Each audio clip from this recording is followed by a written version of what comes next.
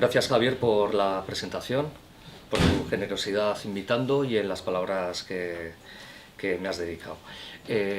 Tal como ha comentado Javier, la idea era pues leer una presentación a lo que es el proyecto del libro, que puede durar 20 o 25 minutos, y luego pues pasar a preguntas, intervenciones, lo que consideréis interesante. O sea, porque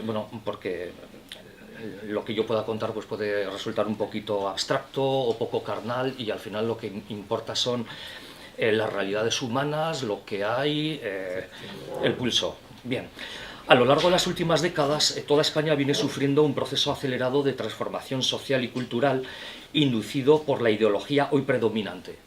Una dinámica implementada por diversas técnicas de ingeniería social con aval estatal que viene generando, entre otros, los siguientes efectos: desaparición progresiva de la familia, extinción del estilo de vida rural, entre comillas, empoderamiento de, entre comillas, las mujeres y diversas minorías, junto al blindaje de sus correspondientes nuevos derechos, desaparición de estructuras comunitarias y jerárquicas tradicionales, acción invasiva de los denominados, entre comillas, organismos populares, de los que en Navarra tenemos todo tipo de representantes y muestras, que serían una alternativa a la sociedad civil, una deconstrucción consciente y voluntaria de la educación, el arrinconamiento de las humanidades y del cultivo de la excelencia y la voluntad, la degradación del arte, el ayornamiento, o según se mire, desarme de la Iglesia Católica, la reducción de la sacralidad europea a una pseudoespiritualidad New Age de supermercado, la infantilización de las personas y masas, una divinización acrítica de las apetencias adolescentes, etc. En definitiva, una reducción monetarista y sentimental de todas las dimensiones de la existencia humana, sometida al tamiz del disfrute inmediato y de las sensaciones.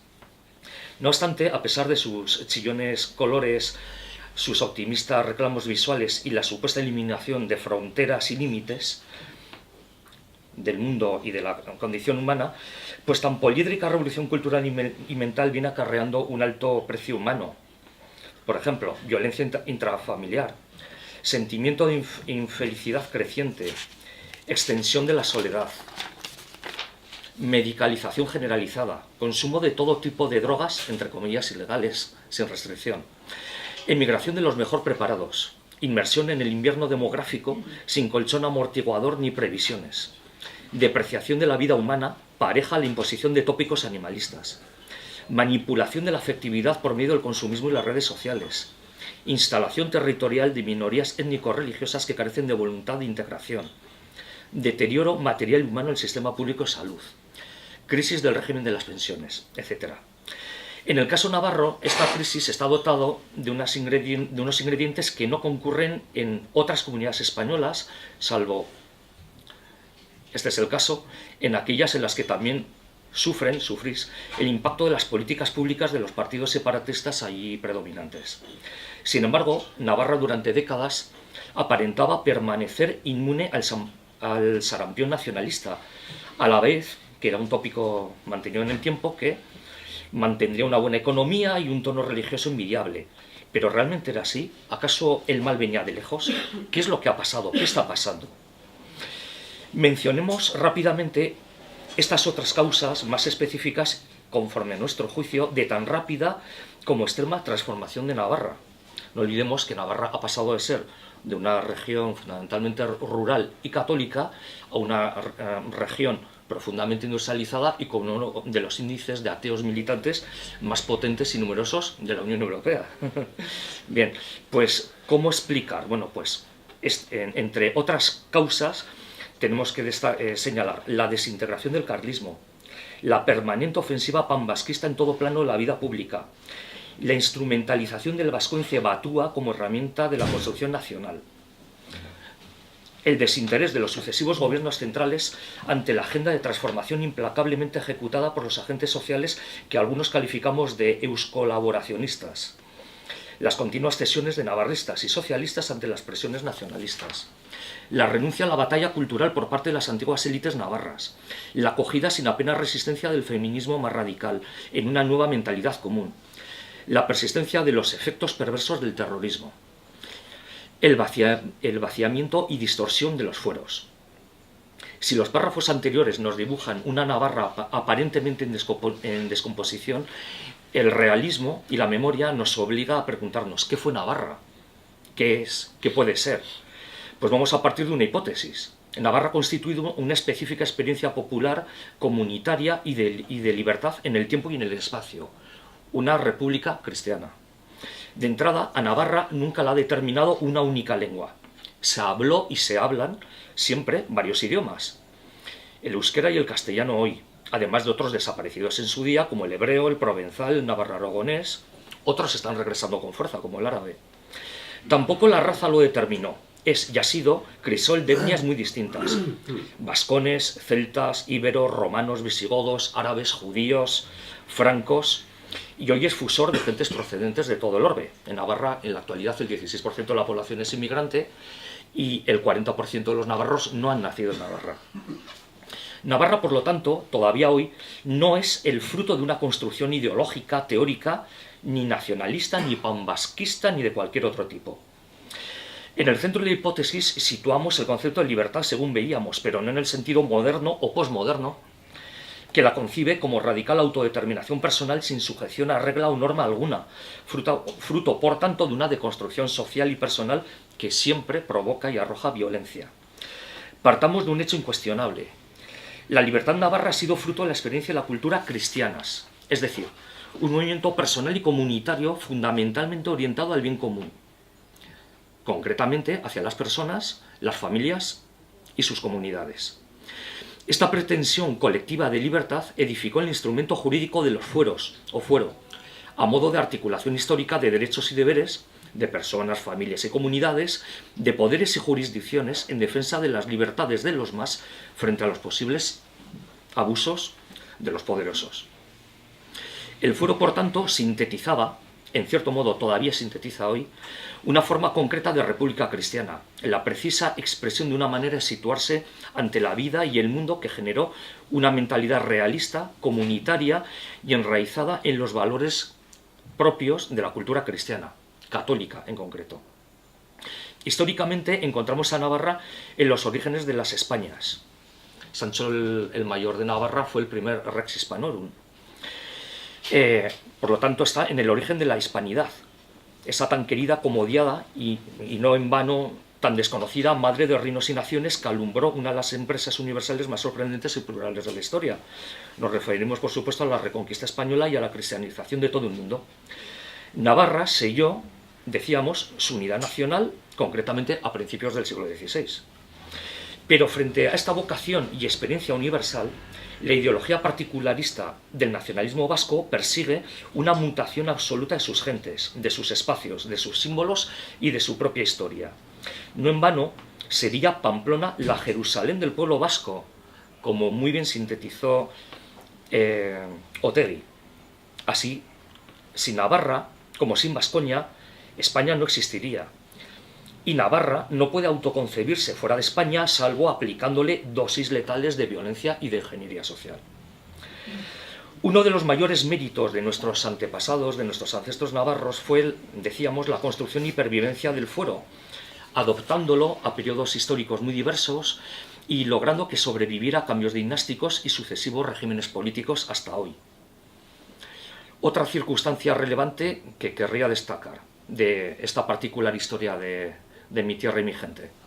Católicos y agnósticos, tradicionalistas y liberales, montañeses y riberos, castellanoparlantes y euskaldunes, a todos ellos les ha unido el fuero, que no olvidemos es un fruto de la cristiandad. Pero Navarra nunca ha sido una realidad al margen de la historia, de los cambios culturales y de las modas. Ha sufrido, ya lo hemos afirmado desde el principio, el impacto de diversas ideologías propias de la modernidad y de la posmodernidad, uno de cuyos efectos más visibles ha sido la progresiva pérdida de densidad del pueblo cristiano que configuró, alimentó y encarnó, viviéndolo, el fuero. De hecho, uno de los más nocivos efectos de tamaño impacto ideológico ha sido la disolución del concepto central de la navarridad.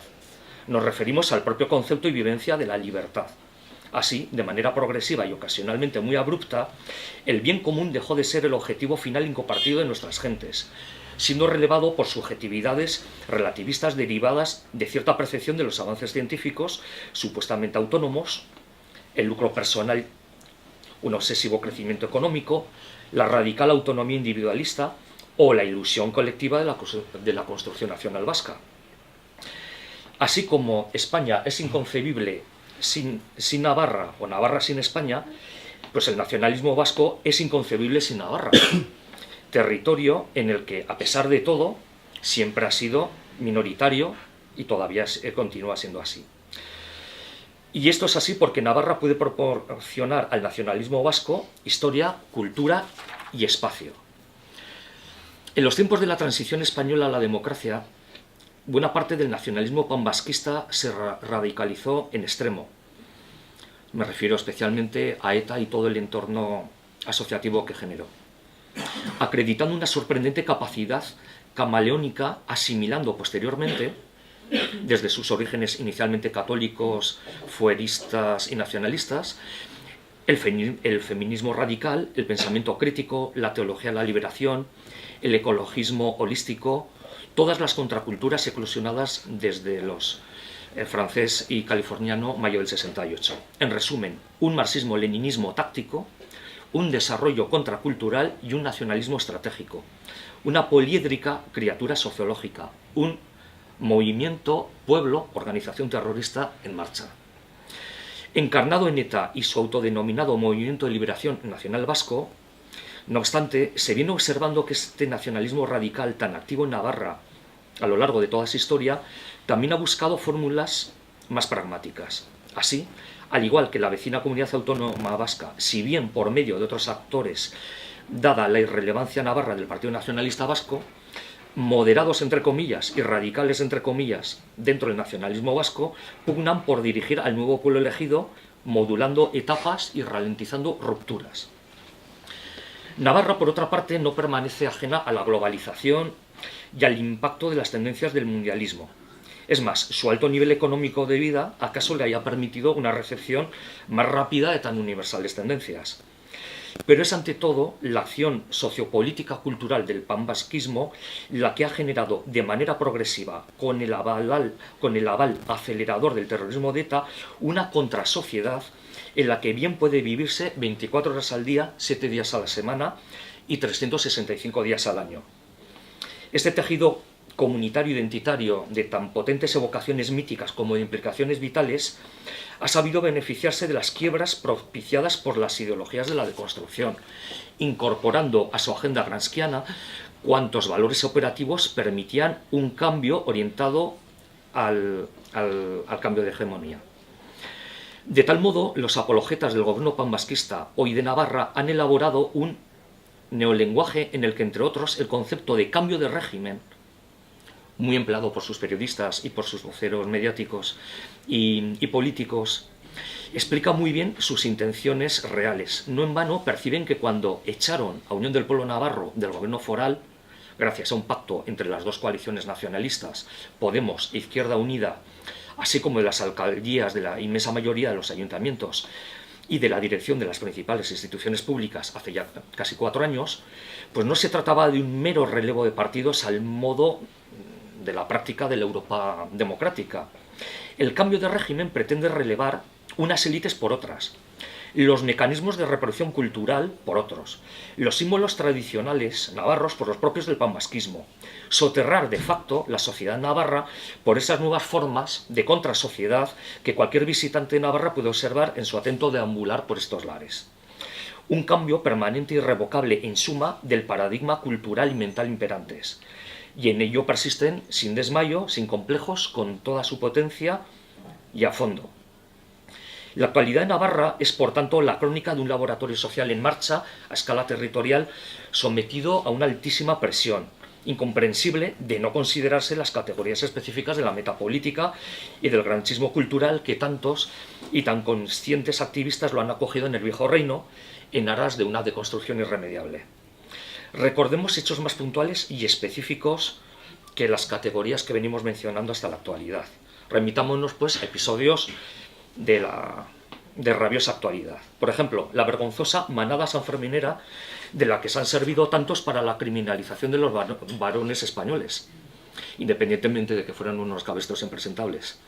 Las claves internas de la disolución del partido Abertzale-Aralar, que tanto contribuyó al decisivo cambio del mapa político y al consiguiente cuatripartito y en el poder. Las sucesivas crisis de los podemitas locales. Las actitudes napartarras a modo de acomplejado nacionalismo navarro en tránsito al separatismo vasquista de algunos, incluso en la órbita de UPN. La imposición en todos los ámbitos de la vida, incluso en la privada, del intervencionismo estatista más descarnado. La desaparición de diversas entidades vinculadas al sindicalismo de clase en retroceso ante otro inequívocamente vasquista. El hostigamiento a las expresiones públicas del catolicismo, etc. Con todo, semejante presencia nacionalista, no poco atractiva, y si observamos las tendencias sociológicas predominantes en el resto del continente, pues no deja de constituir una auténtica anomalía histórica. ¿Por qué? ¿Cómo es posible que en una Europa en la que el relativismo y el individualismo avanza, en Navarra se consoliden espacios identitarios comunitarios tan potentes? Pues ya hemos proporcionado algunas claves. Entendemos, en definitiva, que esta realidad se debe a su particular y compleja naturaleza, a la que caracterizaríamos en sus miembros fundamentales con las siguientes notas: ferozmente identitaria, militantemente comunitaria y estructuralmente totalitaria. No en vano, en su dinámica contra sociedad, como decíamos, puede articularse toda la vida de la persona: afectos, ocios, mitos, formación, compromisos sociales, educación, sentido, pertenencia, celebración, identidad, arraigo en definitiva. Entonces, visto este panorama, ¿no hay razones para la esperanza? ¿No hay razones para una Navarra distinta? Por supuesto, siempre las hay. Ciertamente partimos de una situación muy difícil. El cuatripartito en el poder, es decir, las coaliciones Geroa Bai, Euskal Herria Bildu, las dos facciones de Podemos e Izquierda Ezkerra, vienen realizando una formidable labor de construcción de la identidad navarra en clave panvasquista. Si bien ya tenían muchísimo trabajo anticipado desde las instituciones públicas, la iniciativa social, la calle y la inhibición de los gobiernos anteriores. Eso sí, en estos casi 4 años y sin complejos, se han acelerado los tiempos de la construcción nacional vasca. Pero la oposición navarrista, en las instituciones de la vida pública, a pesar de ello, ha ido por detrás de los acontecimientos. Pero me refiero a la oposición estrictamente política y partidaria. Por el contrario, en la calle sí se han desarrollado iniciativas populares importantes. Caso de 2 grandes manifestaciones en Pamplona, una en defensa de los símbolos de Navarra y otra frente a la imposición lingüística, organizadas por un conjunto de activistas y de pequeñas asociaciones culturales y de movilización social navarrista que arrastraron a los partidos políticos. No fueron los partidos políticos los que tuvieron la iniciativa. Acudieron con poco convencimiento, con poco entusiasmo y con muy poco, con muy poco empuje. Y luego la siguiente fue, sí, ya lo hemos dicho, otra frente a la imposición lingüística un año después y con las nuevas características. De esta manera pues han surgido nuevas entidades culturales como son la Asociación Cultural Doble 12, 1212, Navas de Tolosa, Azpilicueta Center, Sociedad Civil Navarra. La actividad en redes ha sido desbordante. Tenemos ejemplos de ciberactivistas realmente formidables. Se han editado varios libros en respuesta a las políticas panvasquistas, caso de Cuatripartito Cámpora y una novela distópica titulada 20 años de leche y miel. En esa corriente podríamos incluir el libro que presentamos. A nivel de presencia callejera, el colectivo Navarra Resiste ha realizado un trabajo extraordinario mediante la colocación de miles de pegatinas, pintadas, celebración sucesiva de la hispanidad con pancartas, etc. En definitiva, hay ganas de trabajar, de responder, de resistir y de tomar la iniciativa. Si bien entiendo que los partidos no ofrecen todavía cauces para todo ello. Tiene que ser la sociedad, la gente, las personas, las comunidades quienes tienen que dar ese paso. En este contexto, y ya para ir terminando, debemos señalar como retos de la navarreidad española, si le concebimos un futuro, las siguientes. Afrontar en primer lugar el desafío cultural y político del nacionalismo vasco. La recuperación de su naturaleza y dinámica comunitarias, como sustrato propio, sugestivo, antídoto de las aventuras identitarias panvasquistas. Volvamos a los orígenes. Si la navarridad nació y se alimentó del cristianismo y de sus sucesivas propuestas comunitarias social-cristianas, ¿podrá sobrevivir sin esas raíces? Bueno, pues en definitiva es un reto común al reto planteado aquí en Cataluña y al resto de Europa. ¿Puede reedificarse todavía una navarridad que ponga en su centro la libertad, entendida como una fuerza personal y dinámica colectiva orientada al bien común, fruto del diálogo de sus diversas identidades culturales, católica, liberal, socialista, musulmana, vasquista? Tal es el reto, y acaso la única oportunidad de supervivencia para este enclave histórico moldeado por el trabajo de las generaciones pasadas, las presentes y las que, si Dios quiere, han de venir. Pues bien, señoras y señores, de todas estas cuestiones, bien explícita o implícitamente, se habla en el libro que hoy presentamos en Barcelona, y acerca de todas ellas, modestamente, nos someteremos a sus reflexiones, interrogantes y aportaciones. Muchas gracias.